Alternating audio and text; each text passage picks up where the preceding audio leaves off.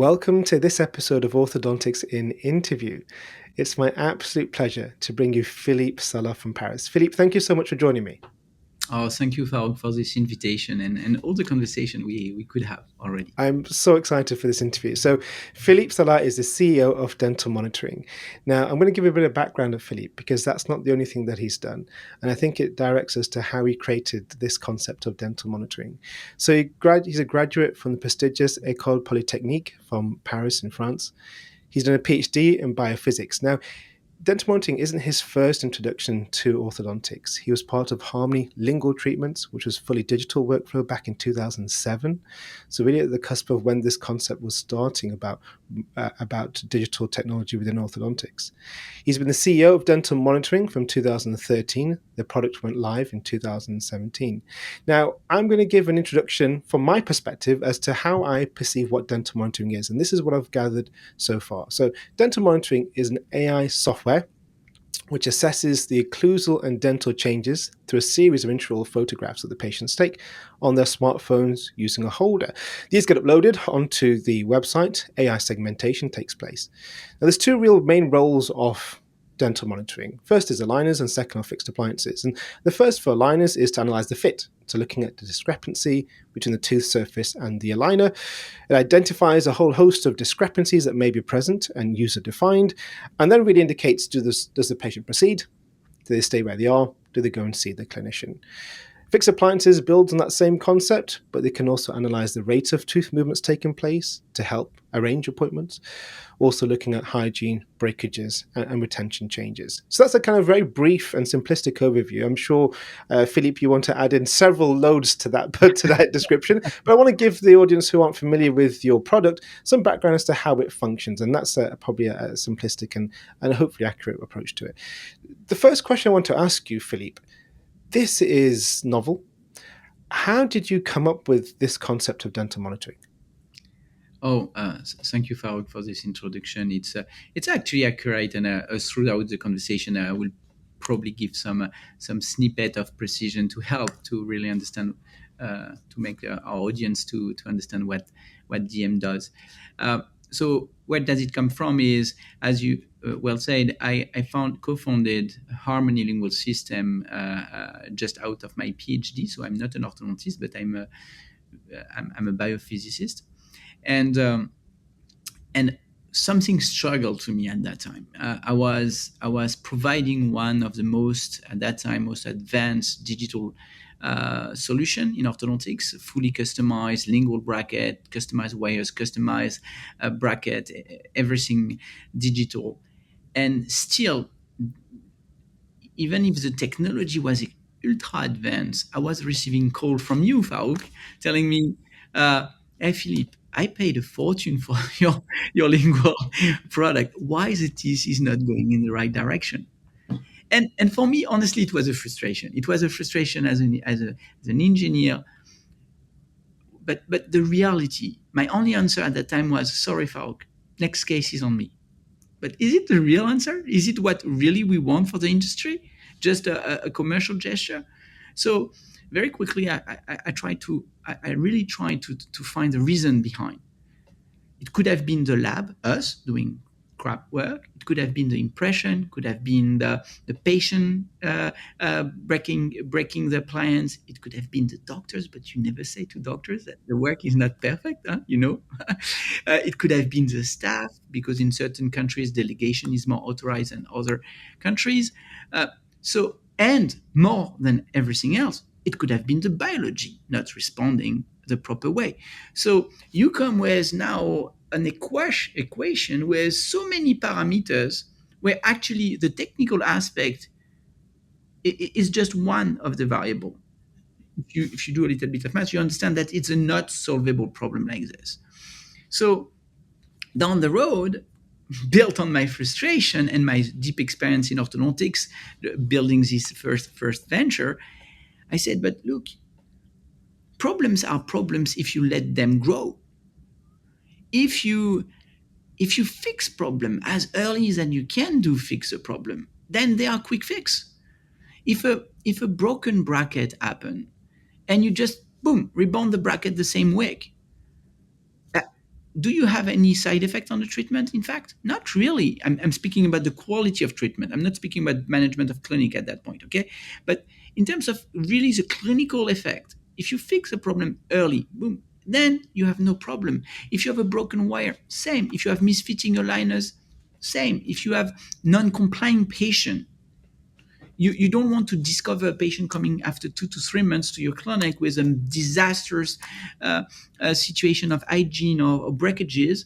If you have really intercept very early the patient into this problem, you might have a chance to fix it. Not always, but might have a chance to fix it, which is a concept of monitoring.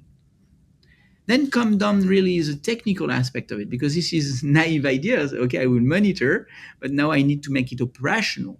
So first, I needed to capture data from patient. Okay, how do I capture data from patient? Do I sell them some digital scanners, 30K a scanner? No, no way, not affordable.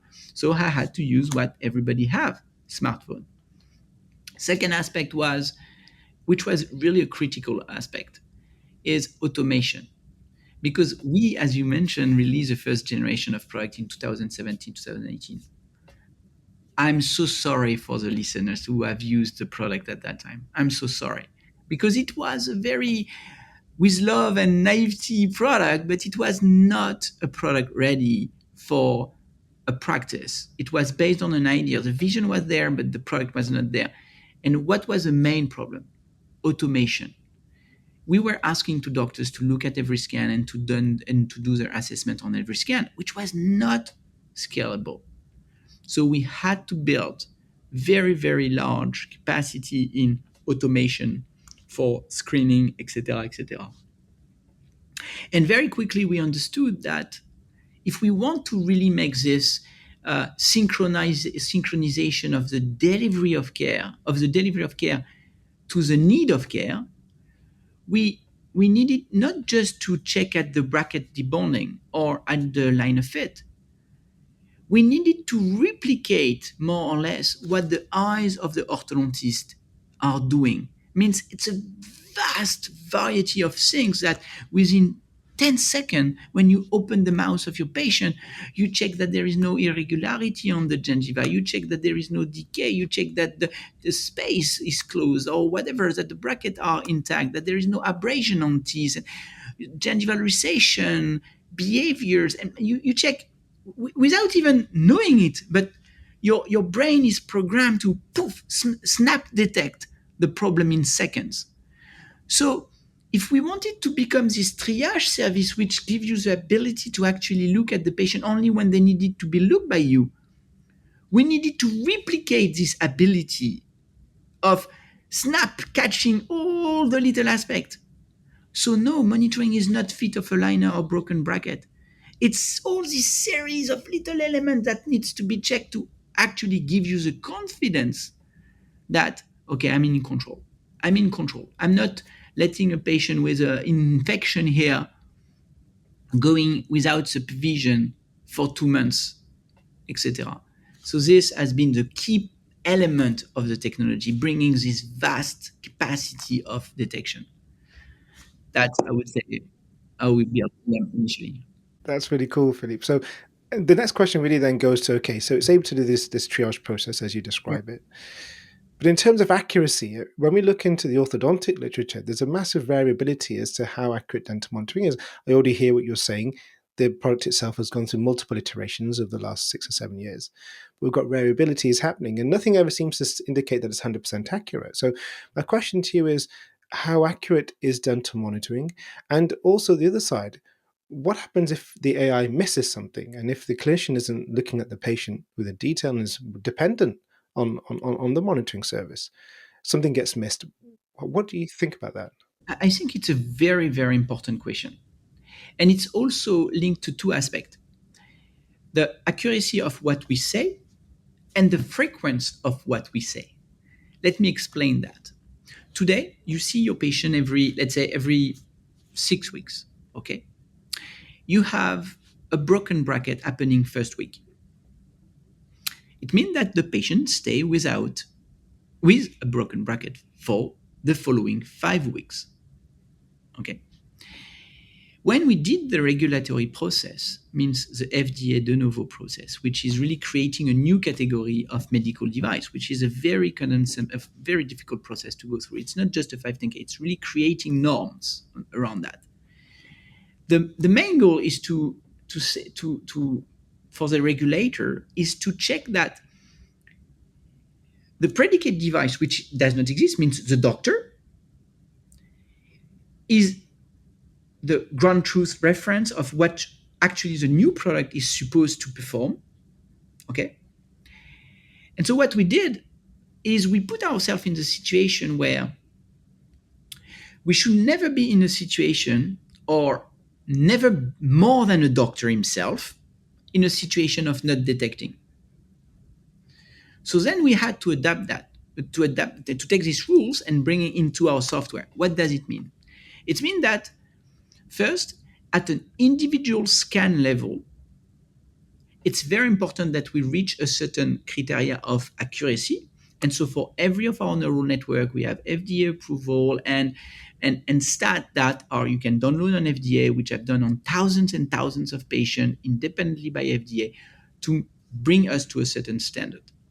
But more than that, we say, okay, we on certain parameter we have 98% accuracy, on other 85% of accuracy, but is it 15% of time acceptable? Not really. So then comes the frequency of scan. One scan 85% accuracy, second scan 85% accuracy, on the worst case, on the worst parameter, 85% accuracy, 85% accuracy. You are accumulating the detection. It's why we scan every week. Knowing that at the worst case, it's like the doctor did not see the patient for 6 weeks. So if we scan 6 times, we should have made mistakes 6 times in a row to be in the situation of what the doctor is today. So statistically, it's start to be very small. And on the second point, one of the notification which is the most funny to me to see, it's clip open. Means a clip is open. You cannot imagine the number of times that we send a notification just after the appointment because the doctor or the staff or whoever who have placed the wire have forgotten to close the clips, or to close some clips, or the patient just have opened the clip just after to play. So again, the purpose is not to be 100%. The purpose is to improve the quality of care. It's to detect as early as possible, to give this information to the doctor. Maybe you just see your patient now, but there is 5 clip open. You might want to bring him back.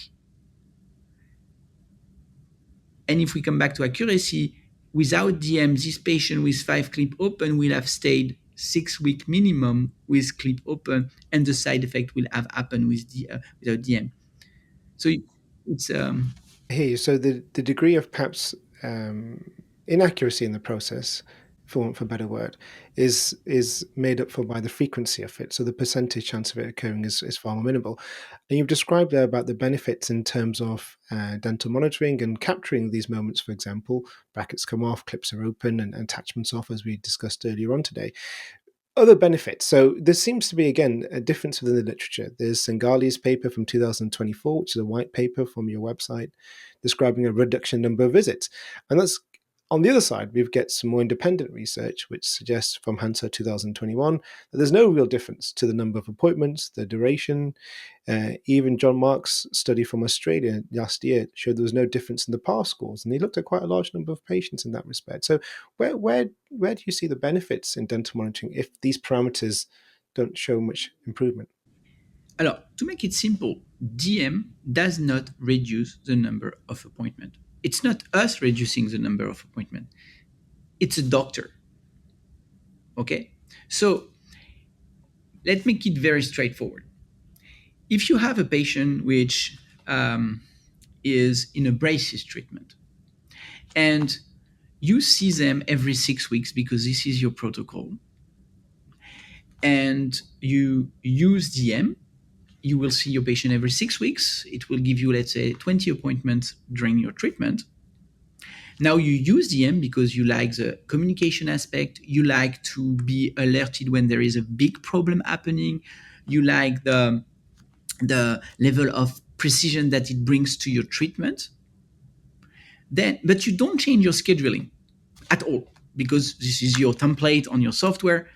You will not benefit from any additional appointment. Even more than that, you might have even more appointment. Why? Because you would have probably in certain situation when you see that there is a big problem, added an appointment. Okay, but now that you understand, if you use DM, what we promote within the clinic, it's to adapt your protocol knowing that you remote monitor. So most of our users, they go step by step. What do I mean by that? Initially, they need to build the trust, and we want them to build the trust. Build the trust that what we see is what you understand, and etc. And if you then, when you understand, you can make your protocol change. I was seeing my patient every 6 weeks. Now I feel in control because I was seeing my patient every 6 weeks because my comfort zone was 6 weeks. DM, I've built a bit my comfort zone because I know that this and this. Now I will switch to 7 weeks, just 7 weeks. It's not a big a big change, right? But this is already improving by 15%, even more, 17%, your scheduling if you just do this 1 week change, okay? That at that moment you have done a change in your protocol. And what we ask to the doctor most of the time, please doctor, don't book new patient in at that moment. What you do first in the baby step, with this 15% of time that we have saved on your calendar, on your books initially, you will please book all the problems that DM will have detected, broken bracket, etc. Means you elevate the quality of care before you actually optimize your financials. Then, after a first period, takes 3, 6 months, what you do, you evaluate how many of these slots that you have saved you actually have really used to do a DM fix. Most of the time, 20% max of this, then you have saved truly appointment. This is a remaining appointment that you truly have saved. Very often, then the doctor do cycle two. They will add on certain phase of the treatment an additional week, but not all phase. Maybe there is a expander phase. You will want still to see the patient after 3 weeks, and you will not put at 8 weeks. No, because you want to stop and block the expander after 3 weeks, for example. So you will not extend that, but other phase might wait longer. Okay, so you do from cycle to cycle where you understand better yourself what your protocol gives, what your technique gives, and you optimize your practice based on that. So if the doctor is not, if to make it very simple, if the doctor is not willing to do the protocol change and the self questioning on what do I actually do that, can I improve that? Of course, they will know improvement of appointment, quantity of appointment for our treatment. You get it? I do get it. I do get it, and I hear what you're saying. There's a built-in confidence to that process because you are getting data which comes out, but that's data. Mhm. Now, I'll take you back to Jonathan Sandler's excellent webinar with Juan Carlos Varela, both incredible clinicians. Anybody based in the UK knows that Jonathan Sandler has got the answers to most questions, and that was a conversation about dental monitoring. Now, one of the things that he described is that orthodontics, and I do agree, is that orthodontics is a long-term process. It's not short.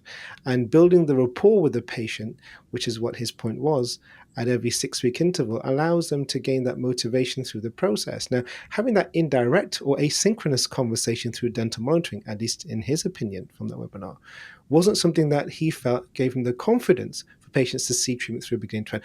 What do you think about that? Is a rapport not better in person to create with regularity? If you're doing it remotely, what is the quality of that rapport? Two aspects on this again, uh, because I don't like just one single answer because it's very partial. The first aspect is what the patients think. Okay. Very often I hear from orthodontists, oh, but my patients are used to see me every 7 weeks. No, they are not used to see you every 7 weeks. They don't know you. The first time they come, they just listen to you. So if they come and you say, you know what, I'm going to see you every 9 weeks or every 5 weeks, this is normal for them. And I'm going to see you every week with DM to check that this is happen. That okay, you build the perception based on what you say at the first appointment with the patient. As dental professional, we live our experience. So we are used to see patient every 7 weeks. So we believe that they think that 7 weeks is a norm. But across the world, we monitor patients in 50 countries now, millions of patients in a lot of countries. If you look at the diversity of scheduling, it's unbelievable. You go in certain countries, which is payment driven, they will see the patient every 4 weeks, 3 weeks in Latin America, in Japan, etc. And you go to the opposite uh, type of countries, they will see them every 12, 14, 16 weeks. And what I've learned through the years with DM, it's the end result does not depend on that. The end result just depends on one thing: the treatment planning. Doctor treatment planning. That's it. Look, guys. We know an orthodontist. You give him a trombone, like I don't call it in English. This paperclip. They Hmm. will fix the bite. Okay. They I will. won't. Others will. Jonathan Sandler will. I won't. You will fix the bite. Okay. Now it's how difficult is it to fix the bite with a paperclip. Okay. So the reality is, to come back to the connection to the patient, it's again what you do with DM. If the purpose of using DM is to disconnect with your patient, to not see your patient, that's the wrong reason to use DM. This is not our first intent. The purpose of DM is to make better quality care, making sure that you are seeing the patient at the right moment for the right reason. So it means that bad patient, you will see them more with DM, and some very good patient, which luckily it's a majority, you will see them slightly less. Now, within the process, we really push you, and we say, send them love, send them really emotion through the fact that you care. You can send them pictures of the treatment progress, before and after, like nice messages. We even now have an LLM within DM where they can build for your staff super nice messages based on reading the history of message, which is a super cool way of just prompting nice message to the patient. This is the first part. And just to conclude on that, ask your patient in general, do they prefer to call you in general, or do they prefer to text you? Like 95% of the people will say, oh, I text. 95, because the synchronous communication in the new world is entering into the bubble. People like to have this type of in between layer, the digital space, which is a fact, we can't avoid it. This digital space, which make, okay, I send my information, the other have time to answer to it when he can, and I'm receiving back the answer, and I have time to answer to it and to think about it. The fact that you are receiving call from a patient telling you, oh, I have this in the mouth, and you are on the front desk, hey doctor, there is this patient gonna, okay, bring him in, I will see you. That's synchronous stress, and okay, bringing him. No, let the patient have a problem, take a picture, I'm looking at that on the timing I want. It can be twice a day, I look at my message, once a week, whatever you feel the right for your clinic. Then you go to the doctor if needed, if you don't have a protocol, and then the answer go back to the patient, and the patient knows this is a process and this is a normal process. That's great. And perhaps adapting to contemporary communication. Yeah. But I suppose when we're talking to patients, we only see that from a visible perspective. That's the only information that we have to gauge it with. That's interesting. Finances. Okay, so all businesses across sectors and countries are suffering a degree of financial pressure. Now, DM comes at a cost. So there's an additional cost, and it's variable depending which country you're in. If I give an average figure, say £20,000 per year for 500 patients, and that'll be different in different countries, Mhm. as well as having staff training. There is an output that these businesses, as orthodontic practices, have to outlay to use dental monitoring. So, in terms of the return on that investment, how do you see that? You're asking for more money from clinicians to engage with this service. Alors, I think this is one of the most important question for every business is, yes, I want to do something which need to bring benefit to my patient, better quality of care, to my staff, more predictable reason to see the patient, less surprise. And for me, as an orthodontist, feeling good because I deliver better care, and also because financially I'm getting better at it. Okay. So this financially I'm getting better at it. So I don't forget all these bricks first. Huh? But let's go now to the last brick, which is the financial reason. Financial reason, it's how do you use DM? Again, if you top DM on the top of everything, do no change, on a pure financial reason, if you don't do adaptation in your protocol, a little bit at least, it will not pay. You will not have reduction. Most of the time, when doctors don't want to do any change in the protocol, means nothing change in the protocol in the way they see patient. What they do, they add £200 on the treatment, which is more or less what costs DM per patient. They will add it to the treatment and they will say to the patient, look, it's better to see you like this because I have more control, etc., etc. Even now, most of our doctors, what they do, they will say, for example, it's a 2,000, let's say it's a £3,000 treatment with DM and it's a £3,500 without DM. Why? Because I know that I will have more problems equal more time, more things, etc. So I even charge more. So what I advise our customers, if they don't do any change in their protocols, just at the cost of DM. Now, if you are doing change in your protocol, there is multiple ways that you will improve you will get ROI. First is on observation patient. What happened? When you monitor the patient during observation, you actually make them loyal already to your clinics because you already give them value. You check if eruption of teeth, hygiene, and you communicate with them. You book you plan the start of treatment based on what is monitored. That's great because now the patient is already a patient.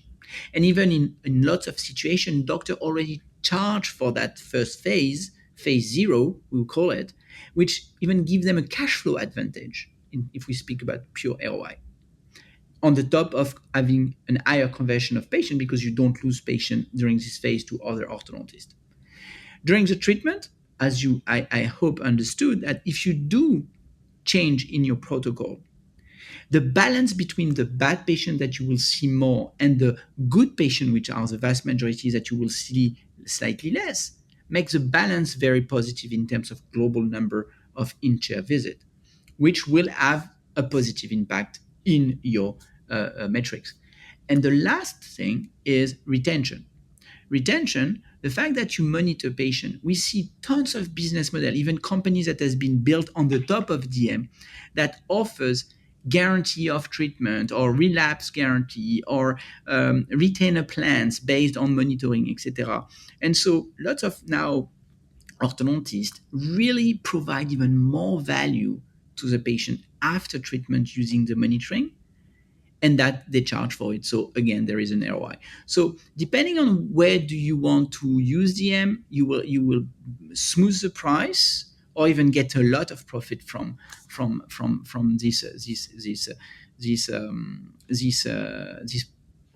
payment that you do on DM. Last info, whatever you do on DM means because doctors might think, yeah, but if I use it for observation, then treatment, and then retention, I will monitor the patient for 5 years. It will cost me a fortune.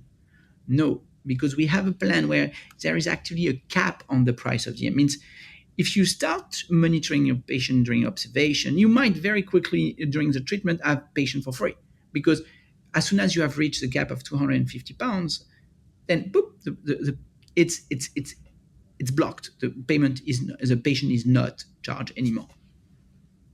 In terms of, so that's great to take the patients through the journey from those different phases that they could potentially be in. But is dental monitoring for every patient? And the reason why I ask this is because it's using a new tool.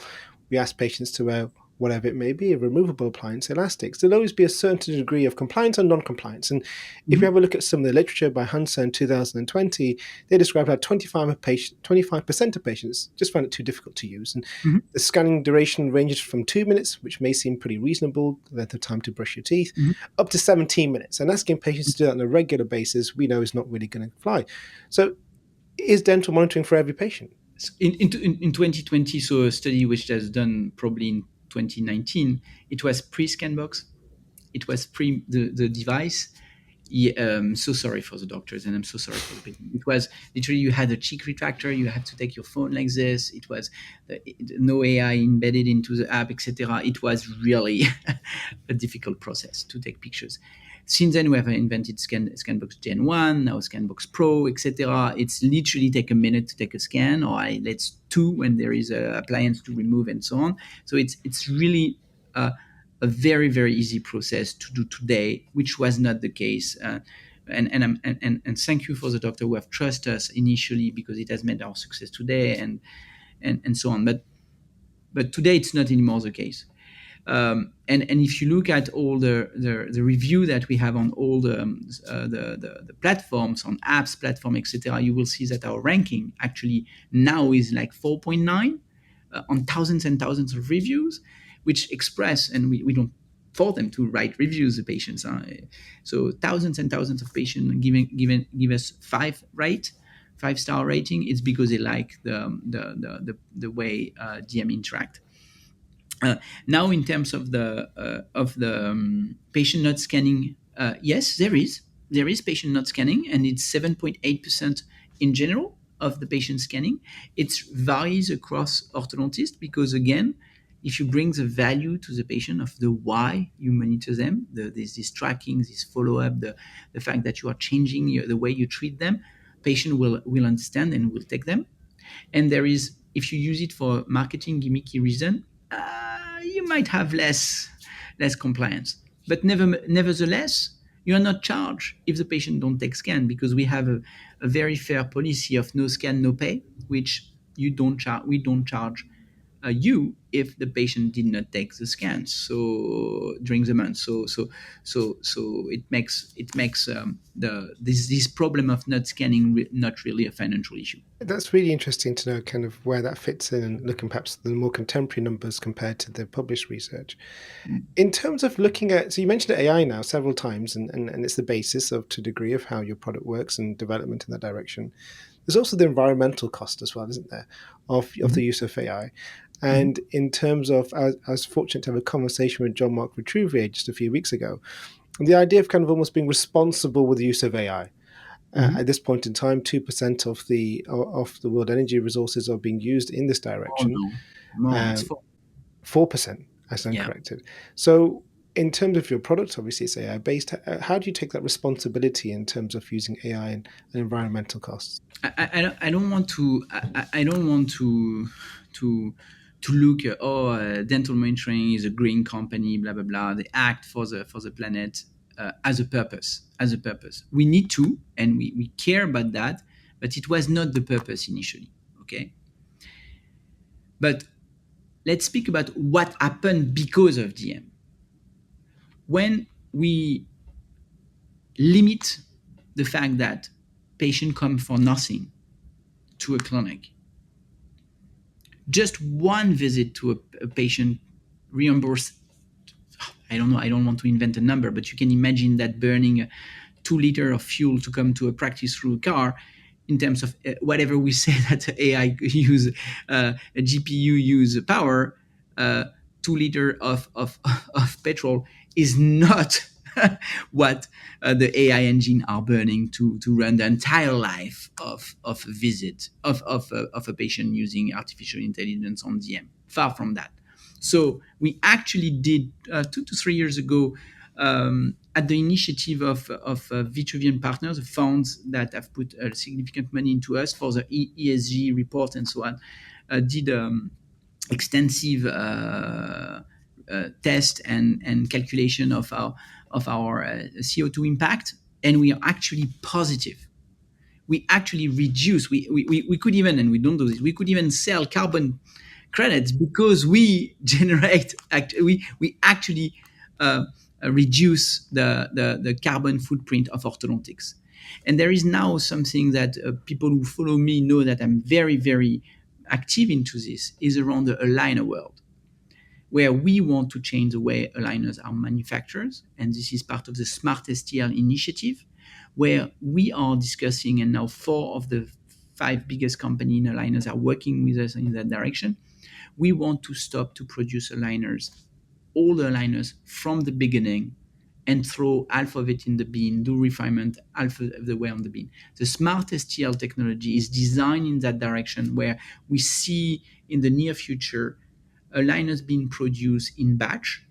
You receive your first 20, whatever aligners you want, automatically with the Smart STL technology already connected with the aligners manufacturers. We redesign the plan, well, they redesign the plan and reproduce the next set of aligner which are fitting. Means every aligners need to be a useful aligner, not trashed aligner. And this, I believe, will have a great impact in terms of our carbon footprint overall. I think that's such an interesting and exciting development. This, as you described, the smart STL, the ability to manufacture future aligners based upon the data you've gathered. I think that's really quite an exciting thing. And then having, as you described it, the accuracy is just going to be there, right? Rather than having liner 95 printed and no hope at the beginning of treatment for a fitting. Um, in looking at the future direction, there's also looking into what dental monitoring is offering, dental monitoring insights, where essentially you're now kind of giving users the data, you're kind of sharing it with them. Just tell me how you see that impacting on clinical practice. You have to understand how them inside. I think I think every product need to be a response of a need, not just being an engineering ideas. No, it needs to be a response for our needs. All the idea of DM Insight started 4 or 5 years ago. We are working with a very large group of orthodontists in US, and they always wonder, okay, what is our performance in terms of this parameter, this parameter, this parameter? How can, because they have internal education to the teams, and they wanted to drive the education to the right team at the right moment, not do this global educate everybody on the same topic, and actually 80% of the audience already know it and they get bored, and then they wait for the next session where there will be maybe 10% of the session that fits to them. Okay, we are all suffering from that in education. So they wanted to have this brilliant attitude, which is okay, uh, this orthodontist is a bit more failing on bonding. Okay, let's bring more education on bonding to this particular team.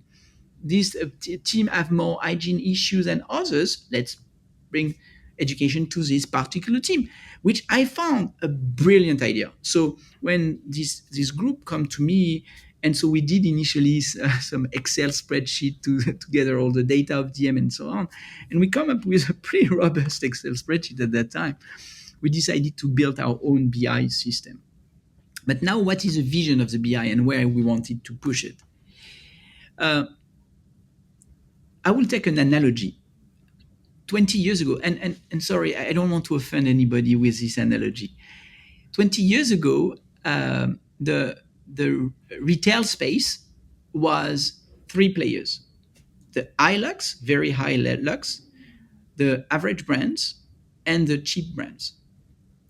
We were not buying the cheap brands because we are in a dental space, so we have some money, but we were mainly buying the average, right? And sometimes when we want to please ourselves, we were buying the luxury brands.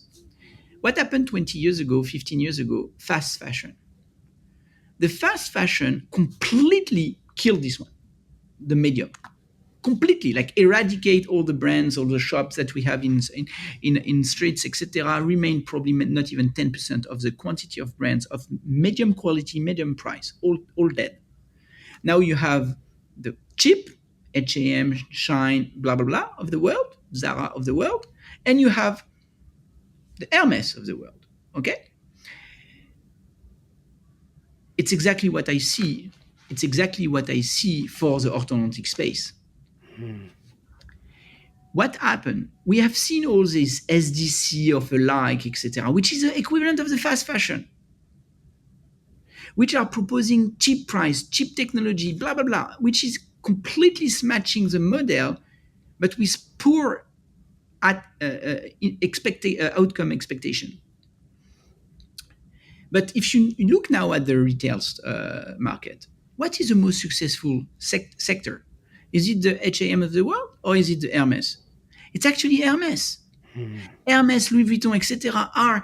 have multiplied the revenue by 5, 6, the profit enormously, increase the price, etc. Because they have run the competition through quality, quality, quality. They never competed on price. Hermes bag cost 5 times more than the Hermes bag cost at that time. Mm. Quality, quality, quality. To do that, they have to prove quality. And it's what we want to give to orthodontists now, if I'm coming back to orthodontists. We want every of our orthodontists to be the Hermes of the world. And to be the Hermes of the world, you need to be continuously in a continuous education, continuous improvement of yourself, and that it's only through data. So Dem Insight is a vast business intelligence, clinical intelligence platform where everywhere, every aspect of your treatment is quantified to you, not only to you. We are not publishing it, it's only for yourself, where we'll tell you, look, you have 4% of debonding bracket. Okay, the country is at 2. So you have room for improvement. But don't spend a lot of your time on the unseat of aligner because there is 25% of unseat of aligner in your clinic, but the country is at 35. So you're good here. It's not need to put your brain into unseat of aligner. You're great. Don't change anything. Put your brain in the bracket bonding Mm. procedure.